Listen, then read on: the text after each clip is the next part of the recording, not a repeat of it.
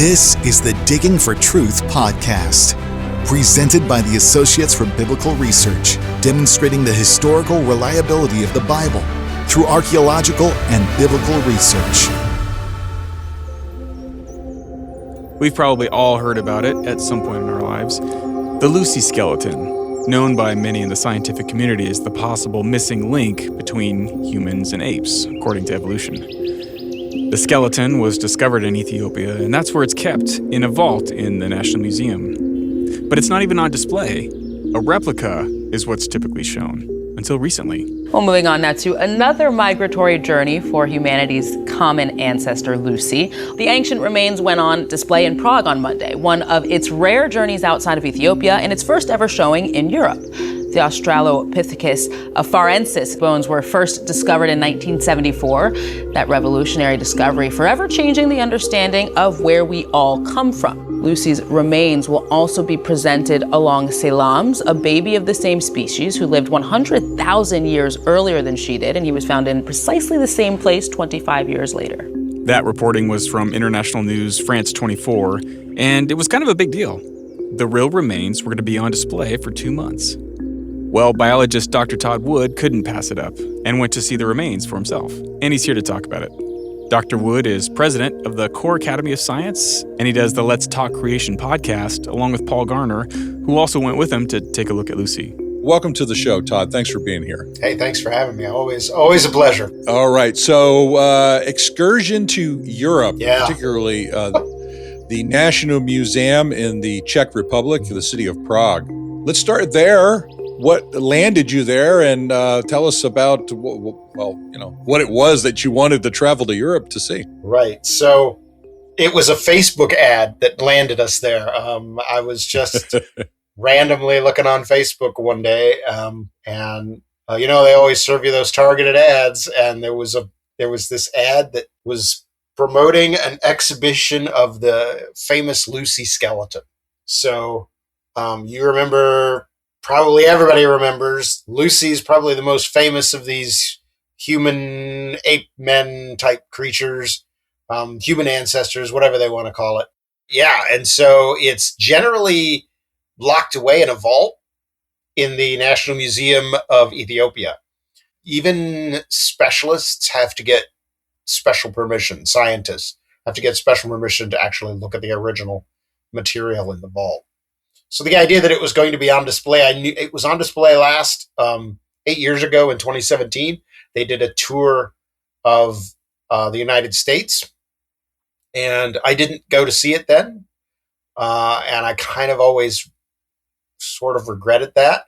So yeah, with the ad coming to me saying there was this exhibit happening, I thought, well, maybe I should go.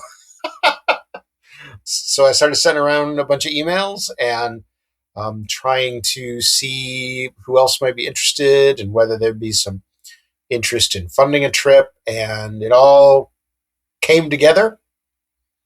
And so at the end of October last year, Paul Garner and I and one of my students named Peter, we all went to Prague and had a look at the original Lucy skeleton, along with another skeleton. We can talk about that one too. Yes, that's very interesting.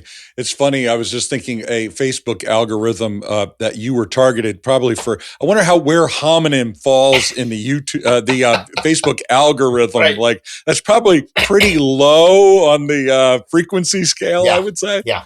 Yeah. And I would think that you spend money to do Facebook ads, and I always think like I'm just throwing money away, but this one actually worked.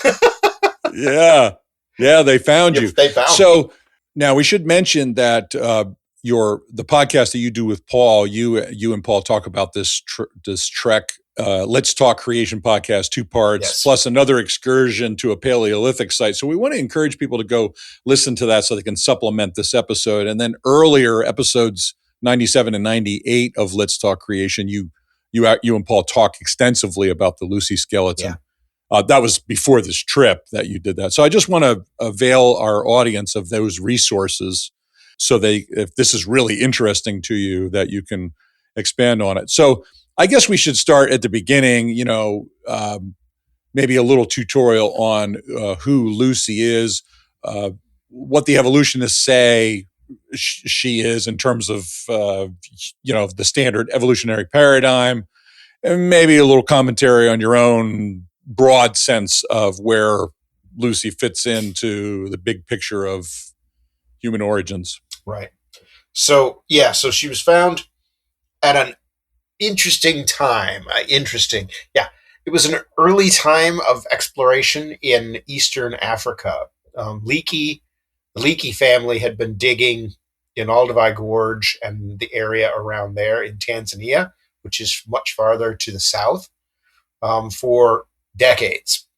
And they'd found all sorts of interesting things, lots of stone tools, some really fragmentary bones and so forth, and several trackways in Laetoli, which is farther south from Olduvai.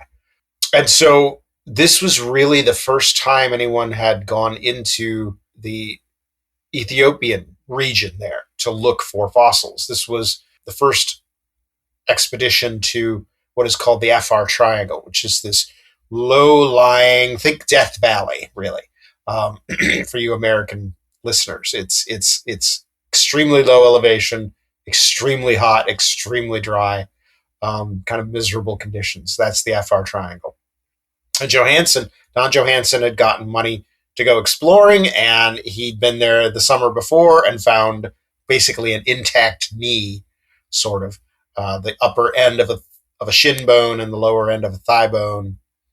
And he had decided this was going to be the place where you find hominins. And so he came back the next year and found the Lucy skeleton, along with a bunch of other stuff. So that's the historical context. It was one of those historically important moments. Sometimes, I don't know if you've had this experience, Henry, but sometimes I read some of these old classic novels from hundreds of years ago because this is some classic thing, and I read it and think, this isn't very good. And I know all you literature people are all wincing at me, but it's true. Sometimes I read the old classics and think, I don't like this. And it's because it was just, you have to appreciate the historical moment when that book was written, or when that poem was written, or whatever. And it's the same, I think, for Lucy. The historical moment when it was found was a big deal. So it was kind of the first really big, exciting thing to come out of Afar from Ethiopia. So that was sort of the culture surrounding it. What evolutionists make of it is what they make of all these sorts of things. It's this intermediate creature that's sort of on its way to becoming a human being. It's not a chimpanzee. It's not a human. It's something in between. And so they would say, here's hard evidence for human evolution. You creationists are always asking for, where's the evidence? Where's the missing link? Well, here's Lucy. Here she is. So that's basically what it's presented as. She's presented in some circumstances as an actual human ancestor. Other people, evolutionary anthropologists will be more careful, and they will say, well, she's probably related. She's a distant cousin, maybe related to human ancestors. But that's essentially what she's portrayed as. And my own work on the skeleton, I've come to the conclusion she's not really human at all. And she's not in the human family tree. She's not part of the descendants of Adam and Eve, but she is definitely something that was buried. She's an animal that was living after the flood, and she was buried in the sort of chaotic post-flood environment where you had the world still sort of reeling from the destruction of the flood. So that's how I interpret her. She's not human. She's an animal. But I still recognize, as a celebrated cultural thing, she's still kind of an important deal. Everybody knows Lucy. Nobody knows Katanumu or Salam. Yeah. Which in my opinion, those are great. Those are great skeletons. Nobody knows about those, but everybody knows Lucy. random people know about Lucy. It's impressive. So yeah, it's pretty interesting culturally. Some things penetrate the culture, make their way down. They do, yeah. Most stuff that you and I discuss don't, but this is definitely one of those things that a lot of people are familiar with the name at least. They may not know the details, but they know, and they know the general evolutionary claim about it. Yes. I'm pretty sure that probably grammar school and high school students hear about it in some way. It is kind of interesting how that's the case. So I guess we could go in a number of directions here from your description. The one thing I should mention is that we've highlighted this in previous episodes with you on the TV show and the podcast, where you've done an analysis of dozens or maybe even hundreds of features of these hominins, and then they kind of cluster together. And your conclusion was her features cluster outside the realm of what you would call human. And human includes Homo sapien, but also Neanderthal falls in that realm. Yeah. So it's not just Homo sapien features. So obviously the Bible is our foundation for all of this, right? Sure. But there's a lot the Bible doesn't tell us. Absolutely. And so we have this world to explore, and how do we understand these things? So I guess I didn't ask you a question there. I was sort of filling in the gaps a little bit, but I do want to ask this question. We should probably address this up front, because there is a subset of people that are out there, particularly well-meaning Christians, that don't think we should give any credence to this kind of thing at all, and some even go as far as saying, this is a hoax, right, or it's a fake. So let's explore that a little bit, because one of the objectives you wanted the skeleton's in a glass case, so you can't touch and feel it, but you could get yourself pretty close to it. Yeah. And you and Paul were in the museum for about 5 hours. Yes. So at least. At least that long, right? I imagine the security guards started to get suspicious. What are these guys doing there? They keep circling around, right? We did get shooed along. There was a whole group of school children behind us wanting to see it, and they had to. I think that's kind of interesting. No, we actually were Bible thumping geeks, and we just want to keep looking at this guy. That was really funny. But in all seriousness, you wanted to look up as close as possible, because you wanted to see firsthand, not just from pictures. Correct. What do I see here? And you have a lot of experience at looking at these hominins. So tell us about some of the major things that you saw, and why you conclude, hey, this is not a fake. This is a real creature that existed and lived. It does sound almost silly to talk about it, and yet at the same time, the National Museum in Ethiopia is extremely protective of their fossils, like fanatically protective of their fossils. So you can't just buy casts of their fossils. The Kenya Museum, for example, you can buy casts of just about anything in their collection.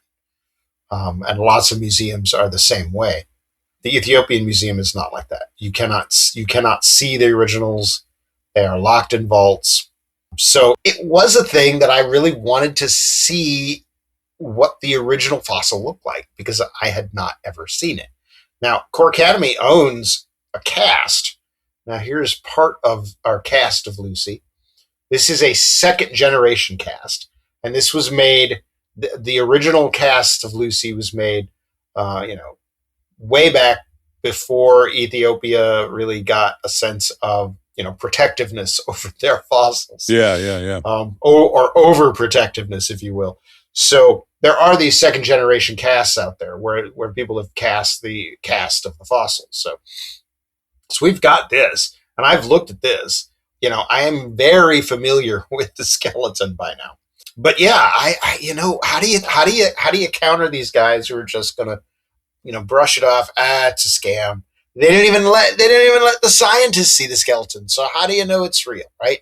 So Ethiopia's tight lockdown feeds this thinking. Yeah. If you're acting like you have something to hide, you must have something to hide. Yeah, exactly. Or that's the conclusion anyway. Yeah, right. So that they're locking them away in these vaults because they're fake, right? So one of the things that I wanted to do, not just to see the bones themselves, but to actually look up close and look for details. I've seen hominin fossils before. So there was an exhibit.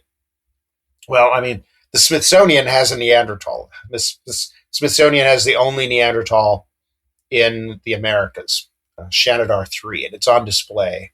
And so you can look at the real bones of that Neanderthal there. And I saw an exhibit of some hominin fossils in Dallas just before the COVID lockdown. So that was nice. So I've seen what they look like, what these kind of things look like, and to be able to then look for sort of those same sort of features. That was kind of what I was looking for. So one of the things that impressed me about it, and I think this was the most impressive thing, was the jaw, the mandible. So on the mandible here on my cast, there's a full set of teeth, sort of molars and premolars, on the right side of the mandible. And the ones on the left are broken off at the crown, right? And according to this cast, there are roots in the root sockets of this mandible. So when I got there, I was looking at that especially because teeth have this really distinct appearance. They don't look like much anything else, and it's really hard to fake their appearance. It's easy to fake their shape, but it's really hard to fake what actual enamel and dentine actually look like. Yeah. And that was one of the things that really impressed me as I was looking at this, was that this is real. I'm not looking at a fake.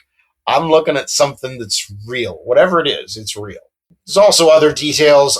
Looking at some of the backbone pieces, I thought I could see some of the sort of spongy bone that is underneath the hard stuff. So bone typically, a long bone like this will have a compact bone surface that's solid, essentially solid. And then it will have also this funny looking network of little fibers that run all the way through the middle of it. It's called spongy bone. And that is the function of that. It increases the strength. It allows for a strong bone, but it decreases the weight. So you're not carrying around all this heavy compact bone. And so there was definitely, I was looking specifically for that because I thought that would be something that would be virtually impossible to fake. And you could definitely see some at the edges of some of the vertebral bodies, the backbone pieces. The skeleton, I will tell you this, looks different from some of the things that I expected, but it didn't look like it was fake. It looked like it was real. So insofar as, and I'm sure people are going to say, well, he's just gullible. He just wanted it to be true or whatever. That's, what can I say? But as far as my observation skills go, as far as, being able to view the original fossil itself, or what they presented as the original fossil, it looked like what I've expected in terms of the shape and the elements present. And it had the appearance of real bone. So I don't see any way for us to keep saying that it was bogus. It was real. Yeah. And if anything, you think as a young Earth creationist, you would have on paper or in theory, motivation to conclude that it was fake, right? Yeah. If there's anyone that would have that motivation, it would be a young Earth creationist, right? Yep. It's so interesting, at least from our perspective, your perspective, like that's the paradigm you hold to. You believe that that's what the revelation of God teaches about the world's history. So you have really no reason to, and because this is being used sort of as evidence against your whole worldview. Yes. You would be highly motivated to come up with reasons why it was fake. Right. And honest intellectual inquiry, scientific inquiry, Christian scientific research. We want to be as honest as we possibly can with the data. That all seems very self-evident, but it really is true. And it was interesting to me because I don't have any expertise in this area. And I thought, well, you're going to go look at a skeleton in a glass case, and like in one sense, I was like, wow, that's a lot. That's a lot to do that. But as you and Paul explained all of this in your episode, I was like, this was worth the trip. Yeah. And so I appreciated that. I also appreciated the details about the mandible, which, if I understand it right from what you and Paul said, it's almost complete, and therefore, you can look at a lot of details in the mandible and the teeth. I thought that was really, really interesting. I thought about some of these fake Dead Sea Scrolls that have found their way on the antiquities market, right? Yeah. How do people do that? Right. But compared to creating teeth and bone, that actually is kind of simple. What it would take to make teeth and the roots that you mentioned look real. Yeah. It just seems like bridge too far to me. And to make it good enough that you could fool a bunch of experts. That's the other thing. For the last 50 years. And that's the thing that I think really is kind of the fatal flaw of this whole thing. You've got to have thousands of scientists all in on the gag, right? Because it was examined by hundreds of people when it was in the US in 17. It was scanned. There was a whole research team that scanned the entire skeleton while it was here. And that includes CAT scan.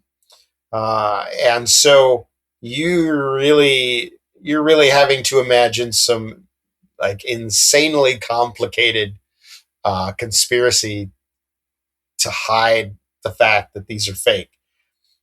So I just find that impossible to believe. Somebody would have blown the whistle by now, because you'd be famous. Yeah, you would think so. And we've known of instances where some evidence has been doctored, or mistaken. But by and large, if that's the case, you have to have evidence that has happened, right? Yeah. You have to have either a confession from a scientist or some real proof that that's the case.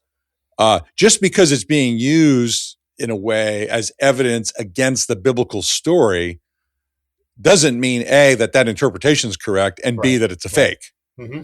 Right? That's a fallacy in reasoning in my judgment.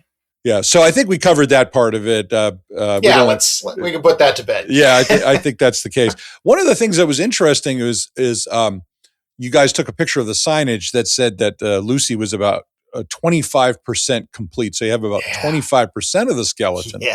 But there's this data piece that floats out there in the world of the internet that says it's 40. It does. And you guys were saying in the episode you didn't quite know where this 40 figure came from, but the signage says 25. Yeah. Now, I that struck me as, is that really that important? Well, in one sense it is, because you want to get it right.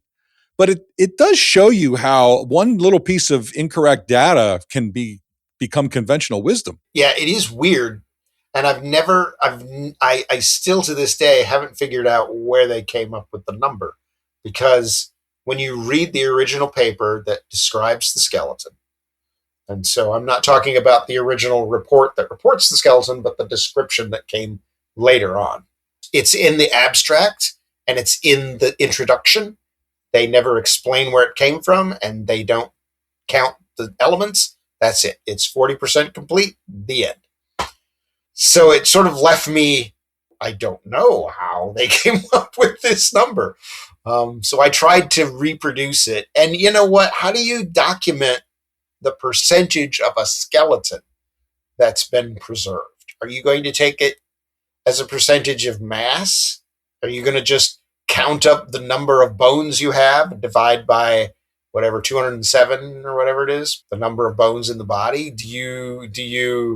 How do you count pieces of different bones? Does that count as a whole bone? In some sense, that number is kind of meaningless, because I don't know what it's a percentage of. Unless I know what it's a percentage of. What do you mean by complete? Yeah, that's interesting. I don't know what that means. So yeah, how do you reckon the statistic? Okay, okay, it's 25%, but 25%, what does that actually mean? Exactly. And how much does it matter? And so that's interesting. So you have with Lucy, you've got the thigh bone here in two pieces, right?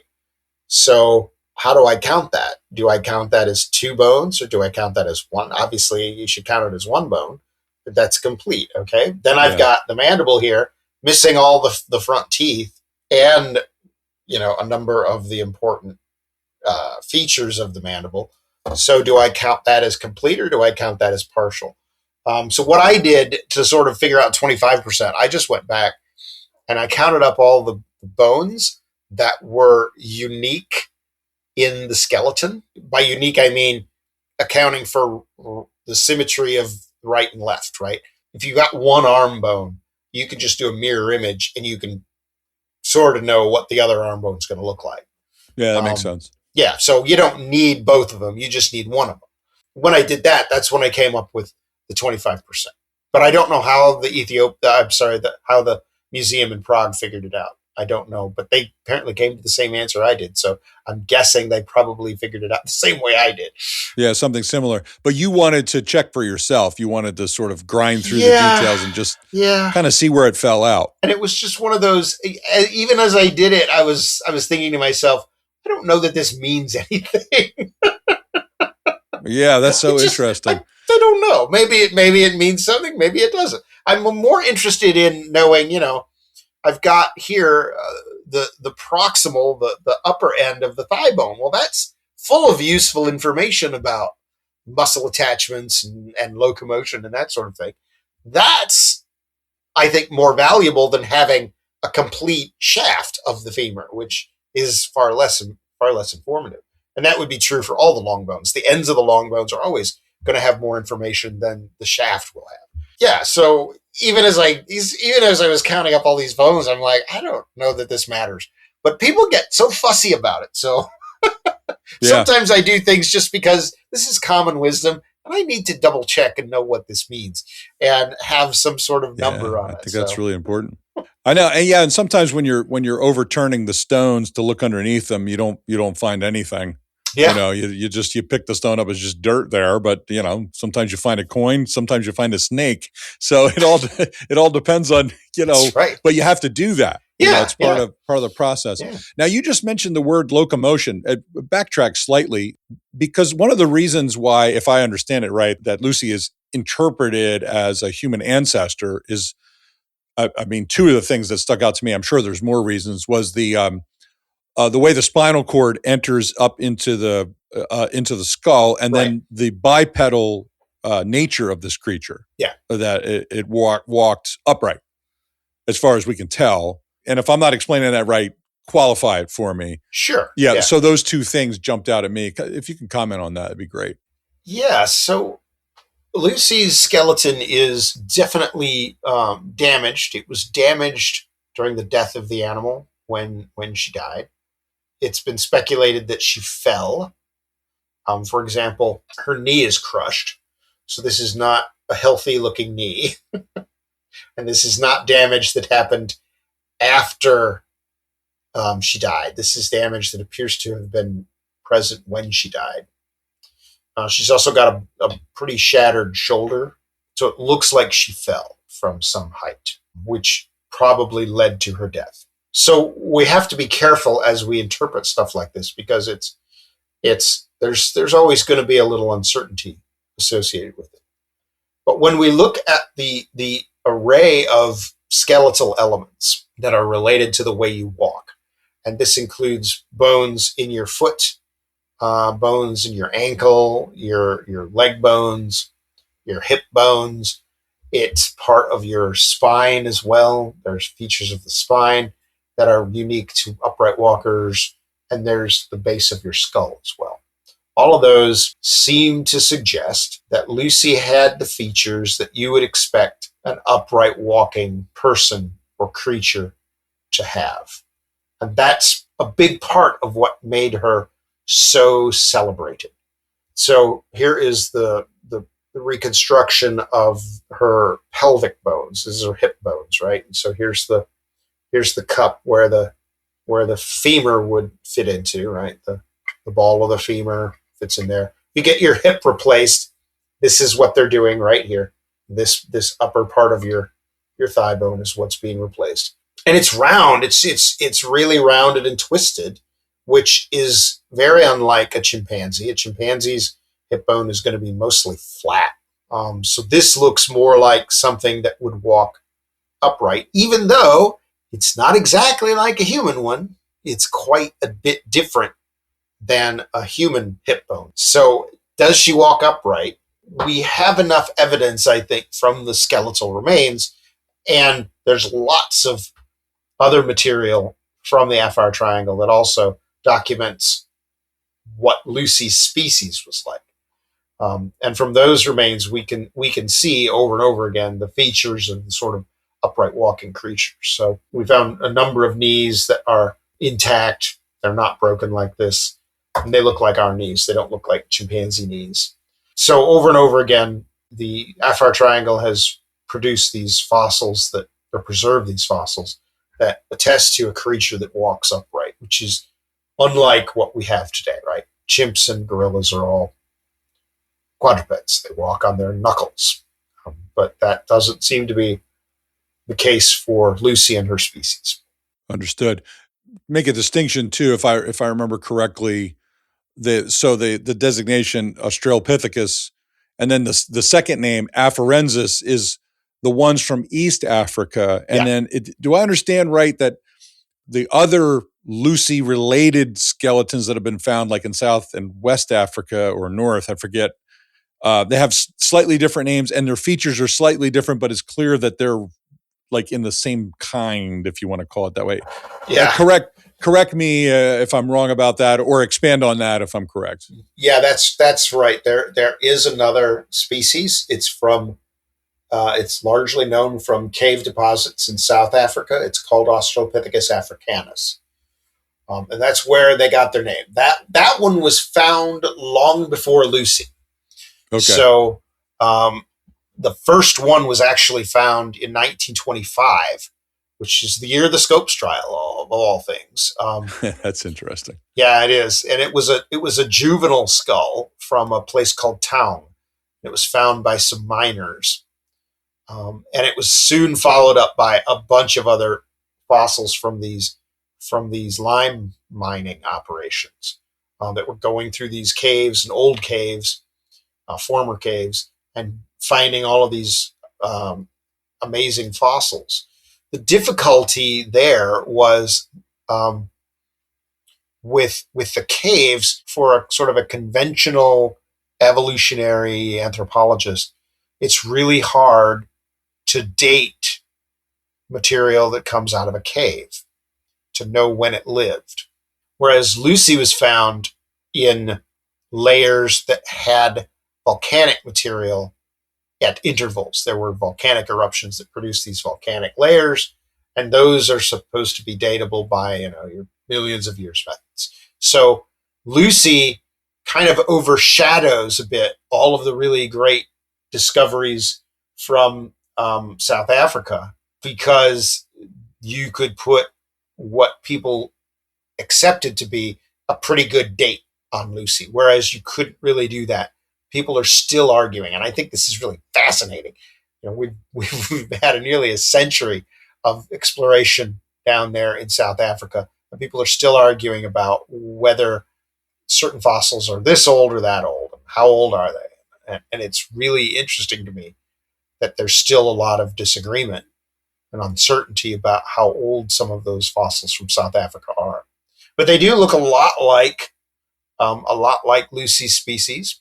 There's a couple of interesting differences that we could point out, but I don't know that anybody's really all that interested in all the gory details of what's different between Africanus and Afarensis. But they're all Australopithecus. They are all largely not largely. They're definitely not human. They don't group with the sort of human type creatures like us or Neanderthals, stuff like that, where we can be really quite certain that we're looking at something human. They're nothing like that. So they're recognizably different.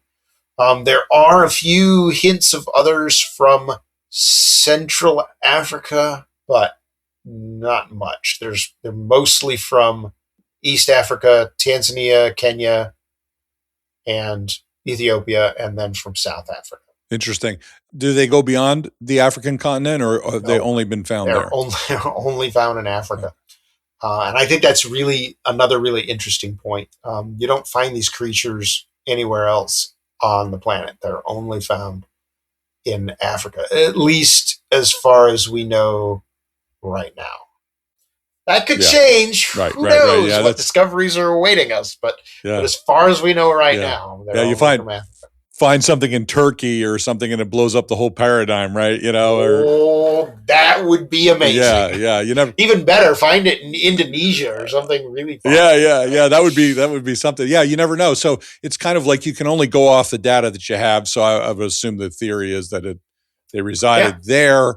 And then, it would be an argument from silence to extrapolate too much, but you can only work with the data that's available to you at the same time. It's kind of, there's a tension between those things. And, you have to develop theories based on, what you have. Right. Now, what's interesting here, this just really stood out to me in your talk with Paul. I don't know how important this is. I guess mixed in with the skeleton, they found a baboon vertebra, right? Oh, so yeah. So that's not surprising. Stuff gets mixed in, over all this long period of time, erosion and all this time.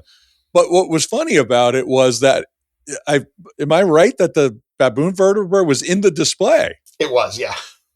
Yeah.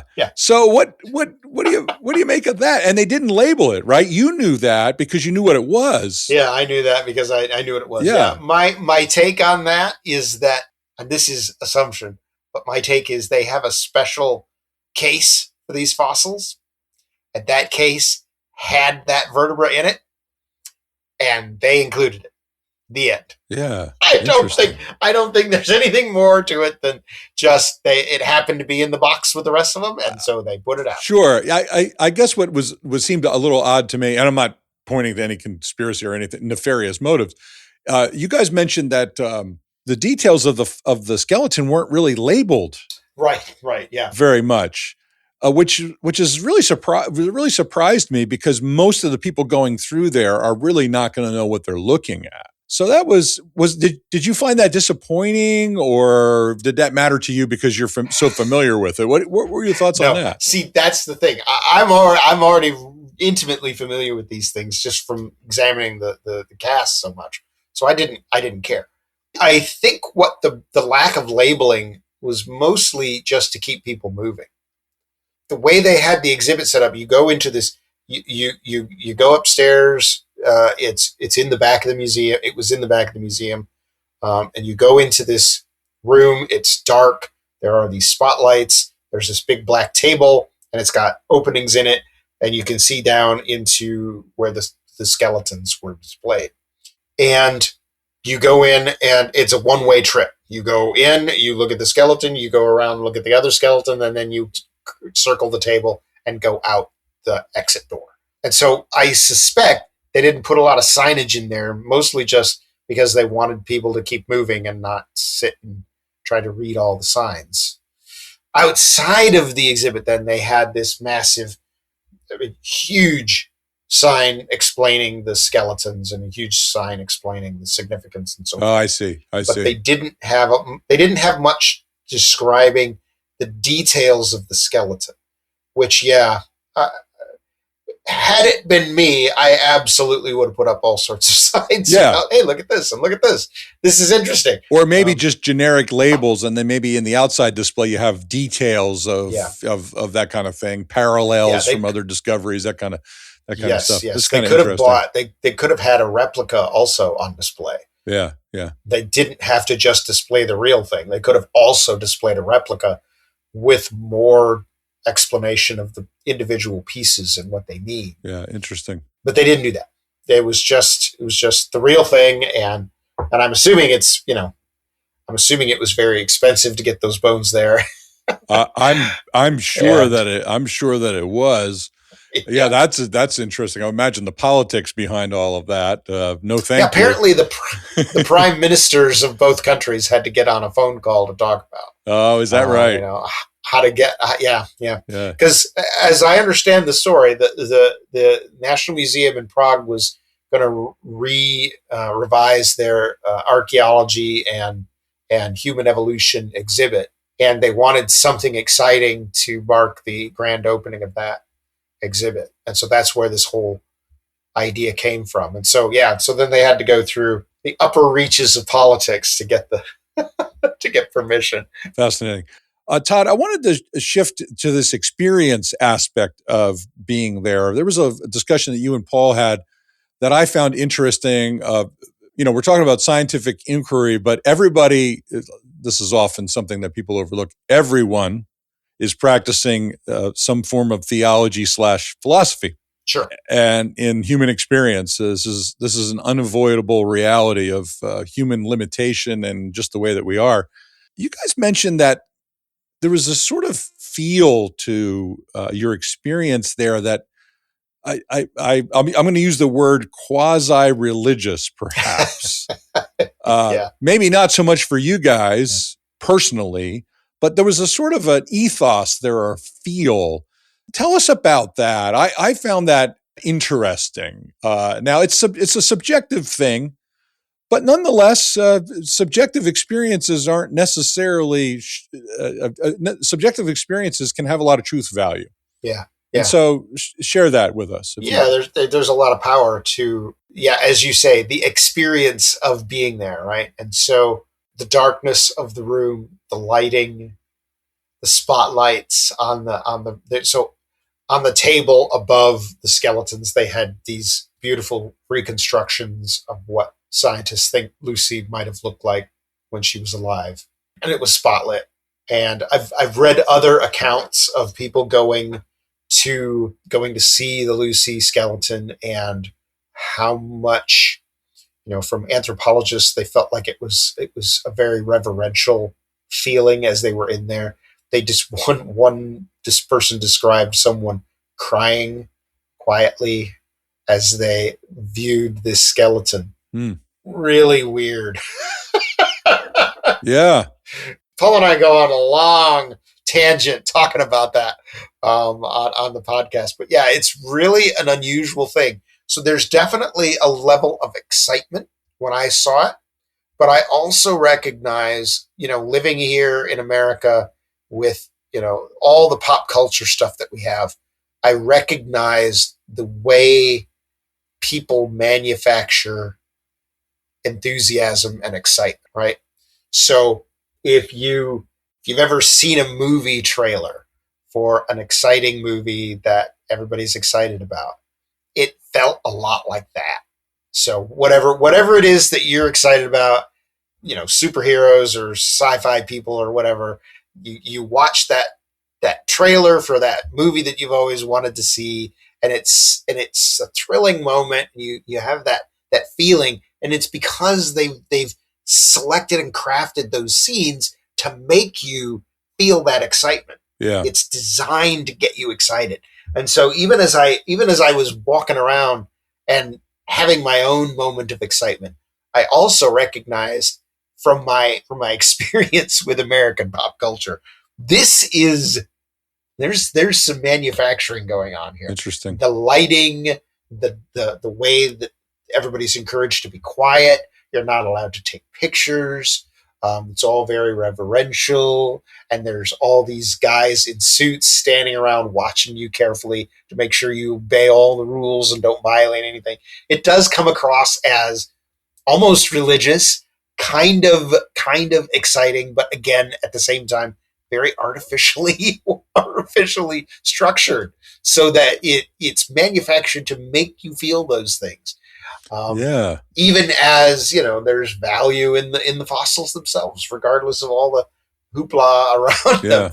There's still exciting things to see. Yeah, that I found that to be very interesting. I mean, the complexity of human beings, and the Bible diagnoses who and what we are, especially in Romans 1. You think about our propensity to worship either the creator or created things in some kind of way, right? And like it's an impulse that we just cannot fully suppress, So there's that complexity plays itself out because every unique person is different. Image bearer has different passions, different interests, different ways that they're trying to get away from God. If they don't know, if they're not reconciled to God through Christ, there's different ways they're trying to get away from that. They need a story of the past, right? And I'm not being none of that is meant to condemn people. Sure. It reminded me a little bit of Paul's speech in Acts 17 in terms of, the groping for the unknown God kind of thing. I thought of that. Of that when you guys were talking a little bit, that that word that Paul uses is, I think in Homer, the same word is used for the Cyclops when he loses his eye. He starts groping. I think the Greek word used there is the same exact word, So it makes you think, you're in this museum, you're groping for a story. Mm-hmm. Maybe that's, and again, I could be overly interpreting all this. So we want to be careful. Well, we be careful, but it is interesting. People are definitely coming there with the idea that they're looking at, the body of grandma, great grandma, whatever. Yeah. I mean, that is the story they're being told. And so, yeah, it's kind of like being at a funeral, right? So we're all going to be quiet and go around grandma's coffin here and look at grandma. Yeah. Wow. I didn't have that. I didn't have that in my mind at all. Even though I could feel the excitement and feel like, oh, this is really a manufactured experience. Yeah.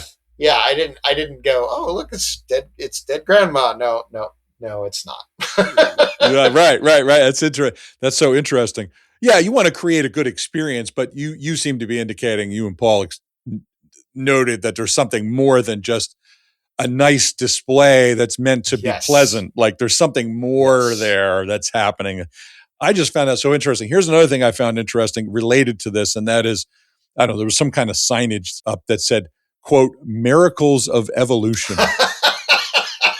Yes. And I thought to myself, my goodness, don't our evolutionary anthropologists see does the word miracle have a place in the scientific pursuit of human origins? I mean, it does in Christian theism, right? The creation of Adam and Eve is certainly what we would call a miraculous event, right? God's direct creation of the two of them. But, miracles are an essential part of the biblical worldview.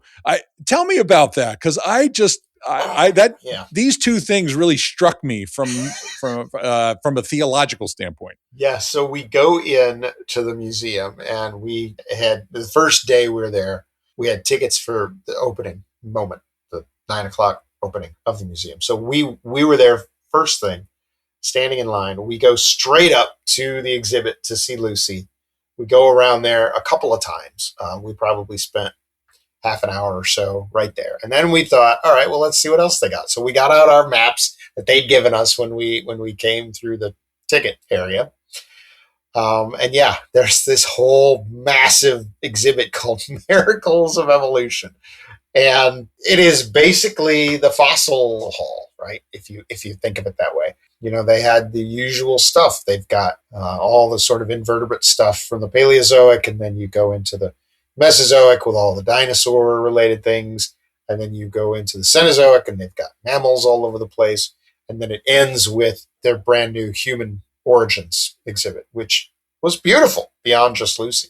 But yeah, miracles of evolution. I'm thinking to myself, it's another one of those manufactured experience kind of things. They've chosen this word on purpose because of its religious overtones. They are trying to, in a sense, capture our imagination away from God's design, right? Don't look at this and think, wow, God's an amazing thing. How could this just evolve? Don't think that. These are just miracles of evolution. They just seem to be miracles, but it's really just evolution. Yeah, that's what I came away from that thinking. And yet it made me laugh. And it still makes me laugh thinking about it. Miracles of evolution. Yes. What an interesting juxtaposition of concepts there. Yeah, I found that interesting. Yeah. I think people should, our listeners, we ask you to reflect on that what we're talking about here, yes, we're talking about scientific inquiry, certainly, and we should be doing that as Christians in all the different realms, archaeology and science and anthropology and all those other kind of things. But we are deeply religious creatures, and we can't help it. Yeah. We can't help it. It's imprinted on us. You and I have talked briefly about image bearing. What does that actually mean? It seems to me that this is a component of that dimension of who we are. And it can't help but pop out. That's what I call it, popping out. We try to suppress it. I don't know if you've ever heard this analogy. You're in a swimming pool. You try to put the beach ball down in the water and hold it under the water. Yes, I have. You can only hold it down for so long. It pops back up. Then you grab it and you pop it. You push back down. Right. That's kind of what I think of when I see these things. Yeah, and it makes sense that in a former communist country where religion is pretty scarce, it makes sense that you would have this attitude of trying to mix the two in order to distract you away from real faith. Yeah. And I'm reading into it. I don't know that that's why they chose that phrase. Maybe they just thought it was cool sounding, but it certainly felt like it had overtones. Yeah. And I should say last thing on that, because I want to talk about the other skeleton that you guys looked at, which is much less well known. But it's often in the human culture and condition that these things are very subtle in the way they operate at the spiritual, mental, psychological level. Fallen men and women are very complex in the way that we try to push the knowledge of God out. So a lot of this is done in a sort of web of subconscious self-deception and not always overtly. So, we're not wagging our fingers at these folks when we're saying this, I guess is what we're trying to say. We're just trying to, as Christians, diagnose what it is we're observing we're not being judgmental. Yeah. You and I would be doing the same thing if not for Christ. Probably. So, probably. Right. Or something similar. So I just want to emphasize that that's the case. And I know that's your attitude too. Yeah, absolutely. Back to skeletons. There's another skeleton available for examination there, which I didn't know anything about, to be honest with you. And even Paul, in his talk with you, said he knew very little about it. So this is really interesting. The name is Salem, Selam. Right. This is an Australopithecus afarensis as well, from near where Lucy was found. So give us an intro to that. Yeah. So Salem was found 25 years ago. So we've known about Salem about half as long as we've known about Lucy. And it's effectively a very well-preserved torso, along with some additional skeletal elements. It's a juvenile. It's about 2.5 years old when it died. The skull is largely intact. It's a bit broken up from weathering and being in the ground for a long time, but it's mostly still there. A couple of teeth missing, but otherwise complete. It's got almost the full spine. It has a complete neck and complete what we call thoracic, the trunk, before you get to the lumbar. People know the lumbar, especially if you have back problems. You're very familiar with your lumbar vertebrae, the ones down there, yes, right above your hips. Yeah. Those are missing. But the rest of the vertebrae are all there, and they're all still articulated in a row. So you can actually see exactly how they all fit together. It's exquisite. Wow. The ribs were found connected as well. And the shoulder blades, the collarbones, and even the hyoid bone, which is this weird little bone in your neck that's very tiny. There's also an ankle. So the front of the foot is broken off, and the thigh, the shin bone is broken off, but the rest of it is all preserved and it's all articulated. So you can see how the bones all fit together. And there were a couple, I think both knees were preserved as well, as I recall. I'm trying to remember this off the top of my head. And some arm bones. There were a few arm bone pieces as well. And that is Salem. So Salem is far better preserved than Lucy. Lucy's skull is in pieces. There are only broken fragments of the skull, and it's not even enough to sort of piece it back together to figure out what she looked like. We have to take clues to figure out what the skull looked like from other sites. We have other very complete skulls that we can use to sort of estimate what she would look like. And in case you're wondering, I have a reconstruction based on those discoveries here. This is what that afarensis probably would have looked like full grown. Really different from me. But yeah, Salem is this remarkably well-preserved juvenile. It came from a site that is literally across the river from where Lucy was found. So Lucy's found on the north side of the Awash River there, and Salem was found on the south side. And very much the same sort of lake deposit rock that Lucy was found in. Yeah, it was very fascinating. In the episode that you and Paul did on Salem, and we want to encourage people to watch that Let's Talk Creation podcast, you actually had a replica of the skull. and it fits in your hand. It does. And so it's very small, very, very tiny. That struck me as this little animal. We're calling it an animal. We're saying it's not a human ancestor, but really fascinating. A little girl, or do we know if it's male or female? It's presented as a girl. I'm not sure that we know for sure. But she's usually discussed as a girl, as I recall. Yes. So it's just interesting. The name Salam has some kind of etymology with the Ethiopic language, means peace? Yes, it means peace. And Lucy, in Amharic, the Ethiopian language, they call her Dinkanesh, which means she's wonderful, or wonderful thing. Oh, interesting. Yeah. So Salam means peace. And yes, it does have etymological relationship to Shalom. Or Jerusalem. That's all the same sort of stuff there. Yeah, peace. I can't help but jump back to that religious conclusion that we made earlier. But I'm going to avoid the temptation to wax poetic about that again. What was interesting, the technology that has developed in recent years. You mentioned they're able to figure out the age of this little creature based on an examination of the enamel. I forget what the kind of scan was. What was that? An MRI it's a micro CT scan. So we have CT scan.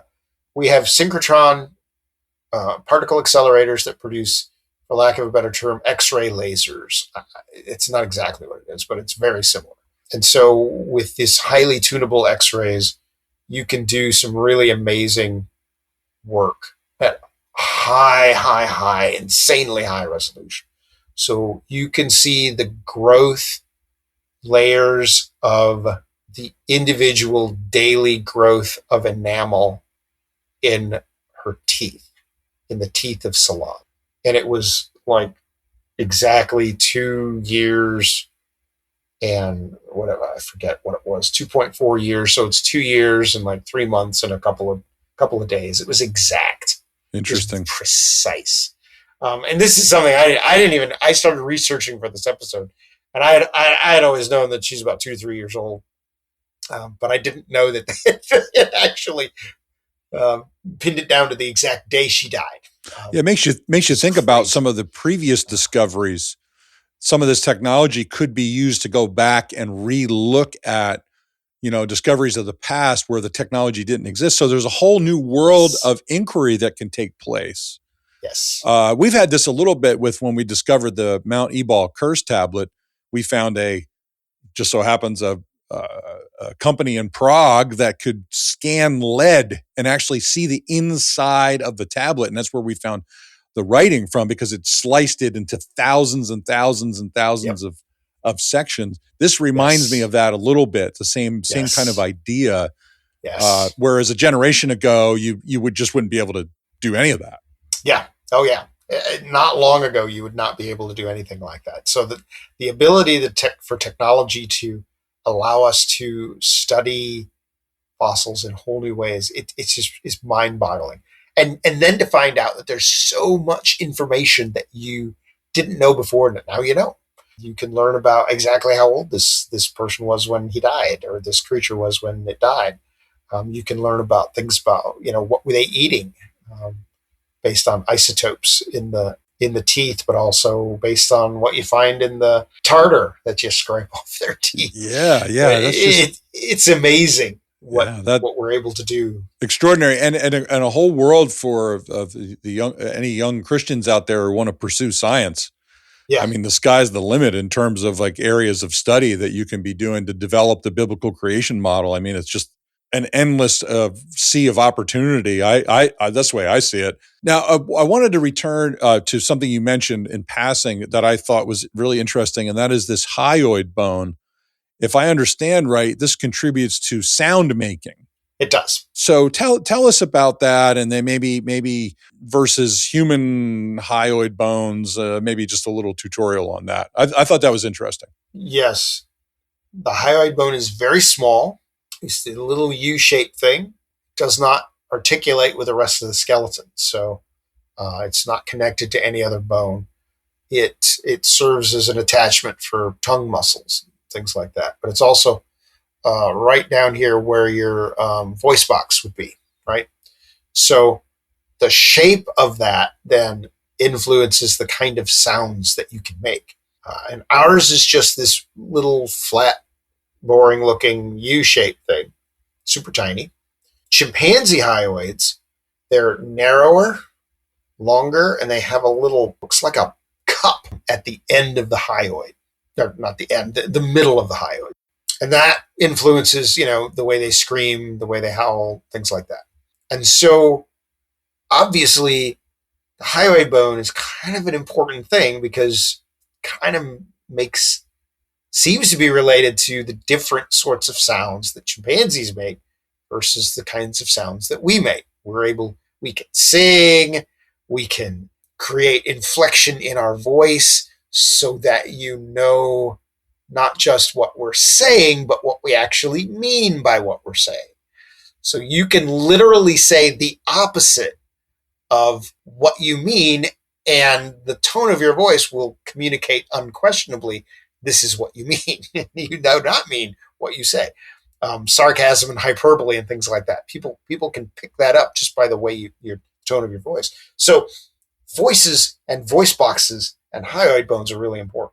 The only hyoid bone that I know of, well, there's some fragments from Spain, but the only other intact one that I know of is from Israel, from a cave on the side of Mount Carmel called Kabara Cave. It's a Neanderthal skeleton that's probably the most exquisitely preserved Neanderthal skeleton in the fossil record. And the hyoid bone there looks pretty much like a human hyoid bone, a modern interesting human hyoid bone. So yeah. So if you're looking for evidence, could Neanderthals talk like us? There's nothing about the hyoid bone that would prevent them from making the sounds that we make. Obviously, we can't know if they could talk like us, but as far as the range of vocalizations based on the hyoid bone, looks like ours. So the Salem skeleton has a hyoid bone, and I knew this. I knew that it had been preserved, and I'd seen these pictures of it in journal articles, and they're just not very, I want to be careful what I say this, it's not very good pictures. It looks like a little button, because during development, the hyoid bone develops in three pieces. There's the central part of the U, and then there's the sides of the U.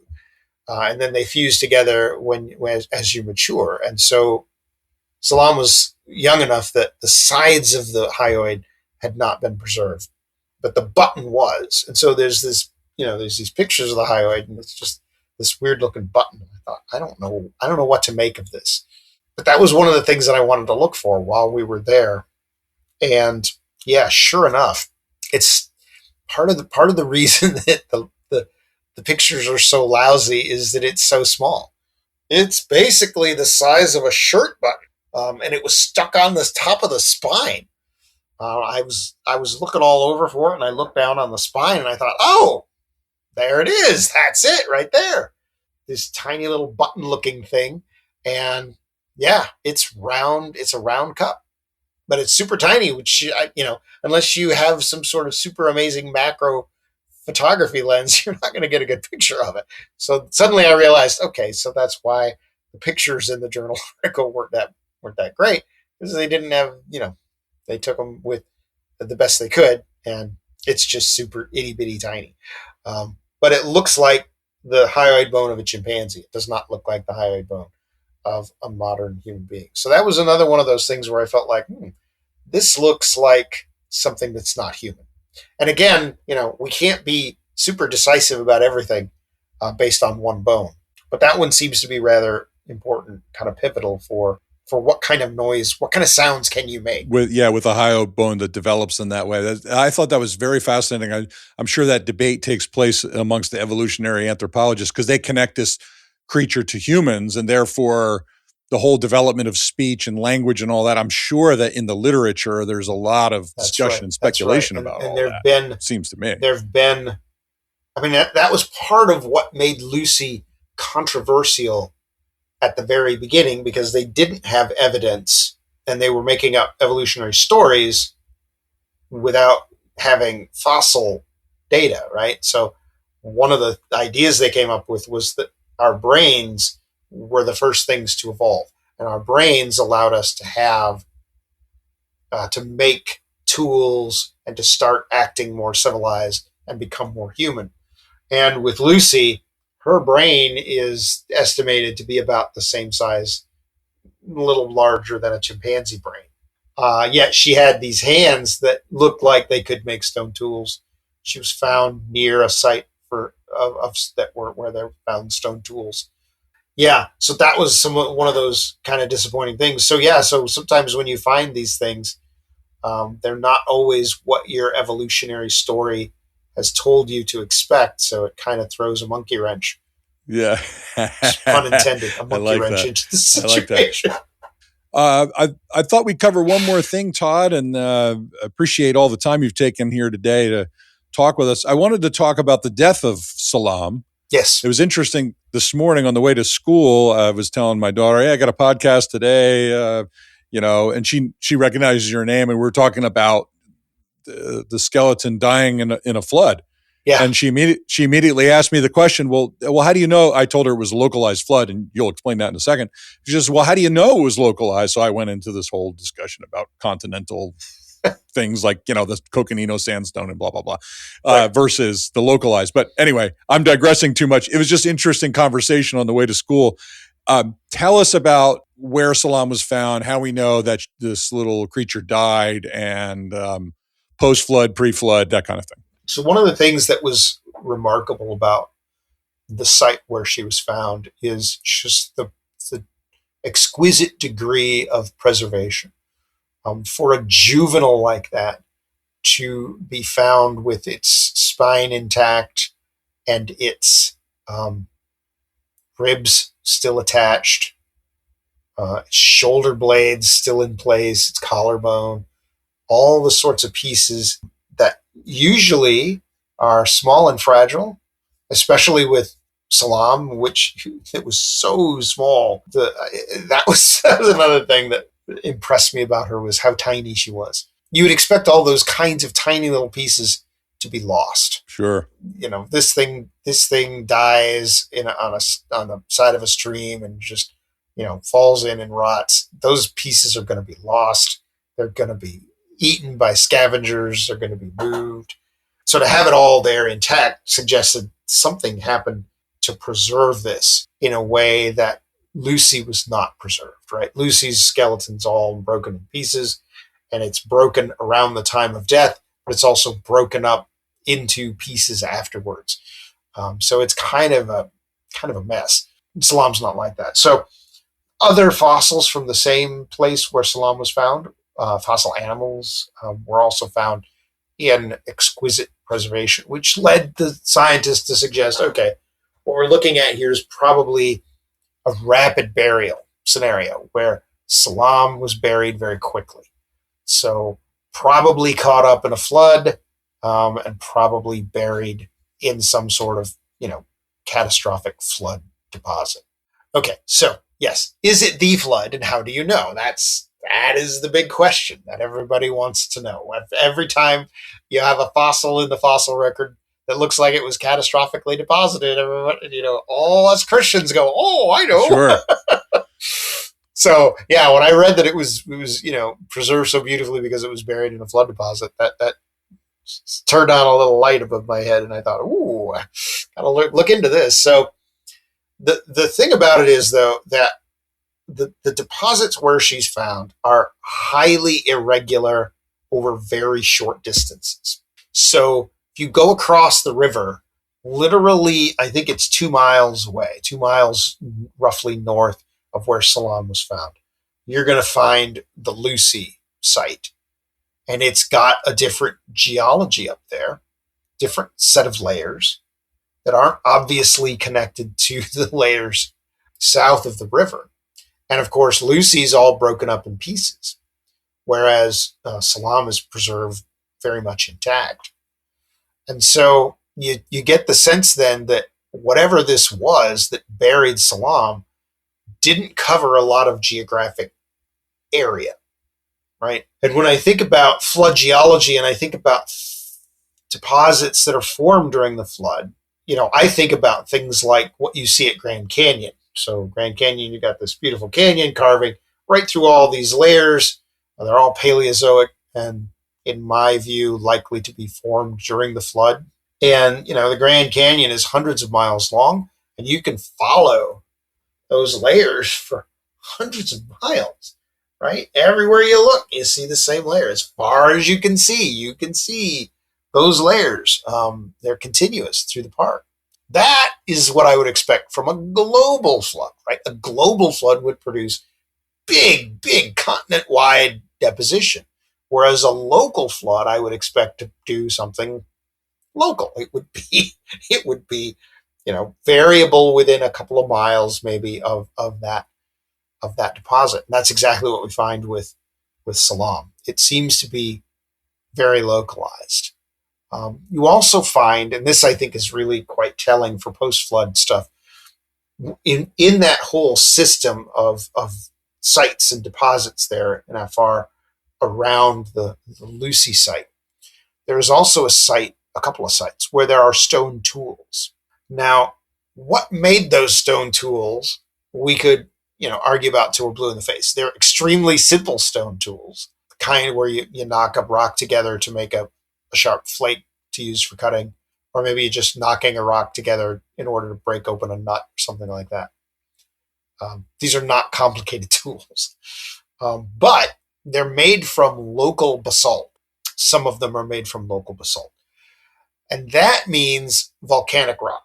And volcanic rock they're related to the local volcanoes, which arise from the fact that this is a tectonic spreading center. And that's a big word. Basically, it just means this is where the continent of Africa is literally breaking apart and diverging. And that's causing all those volcanoes in the region. Now, that's a thing that I would also say the kind of tectonic upheaval that we observe there is related to the flood as well. It's part of what the flood did to the world, is leave behind all these tectonic rifts and faults and volcanoes and all that stuff. It's all related to the flood. So if you're making stone tools, whatever you are, out of basalt made by a volcano that was formed during the flood, you are certainly making that stone tool after the volcanoes formed and after the volcanoes made rock. That has to be after the flood. Yeah, that makes sense. Because you're sitting, if the volcano was caused by the flood, then the thing that the volcano makes must be later, right? It must be either during the flood or after the flood. And nobody's making stone tools during the flood because everybody's dead. So it's whatever made them, animal, human, whatever it was, they made those tools in the aftermath. After yeah, that makes a lot of sense. They're in that whole large system of lake and river deposits there that characterize that whole region around Lucy's discovery site. That's very good. It shows you that these studies, particularly when we're trying to integrate them into a biblical model with recent creation global flood, they have to be synthesized, right? Nothing is, no piece of evidence or area of study is segregated from another. The universality of Genesis 1-11 requires universality of scientific disciplines that intersect, which is sometimes overwhelming, to be very honest with you. You and I have talked about that before. But it is important that there's a broad integrated model. So I thought that was interesting. How does this fit into the larger paradigm picture? It seems to point, what you suggest makes a good deal of sense to me, although there's still a lot of unknowns. There are. The localized flood thing, though, you can determine pretty easily. So that made a lot of sense. Right. Well, Todd, I wanted to say thanks for taking all this time. I always really appreciate our conversations. They're very fruitful to me personally, and hopefully to our listeners. It's been a great education. I'm grateful for you, Core Academy, Paul, Let's Talk Creation podcast. A lot of good stuff. I enjoy keeping an eye on what you guys are doing, and I hope you can come back and we can do another Human Origins update. That would be great. There's new stuff already reported this year that I'm excited about, so maybe we'll have some new subjects to talk about. Well, appreciate it. Again, thanks, Todd. Good to have you on the show. Thanks for having me. If you want to hear more about this, make sure you listen to the Let's Talk Creation podcast. where Dr. Wood and Paul Garner talk some more about their visit. And we've got a link to it for you in the show notes if you just take a look there. And that's all we have for today. Till next time. Digging for Truth is a presentation of the Associates for Biblical Research. To find out more about ABR, just go to BibleArchaeology.org.